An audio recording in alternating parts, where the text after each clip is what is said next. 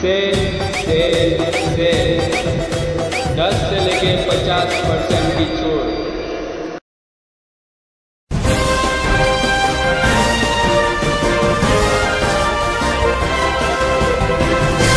मानव समाचार, मानवता के हक में। सोनीपत सिंधु बॉर्डर से आ रही है बड़ी खबर। यहाँ पर जहाँ किसान आंदोलन चल रहा था, यहाँ पर लग गई है भयानक आग। कई सारे टेंट जो है वो जल चुके हैं। किसान खुद यहाँ पर आग बुझा रहे हैं। आप देख सकते हैं सोनीपत के सिंधु बॉर्डर से ये सीधे मनाजिर हम आपको बता रहे हैं मानव समाचार पर।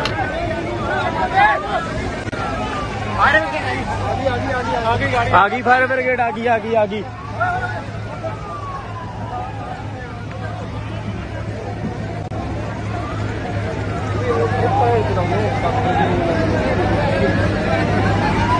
फायर ब्रिगेड पहुंच गई जी।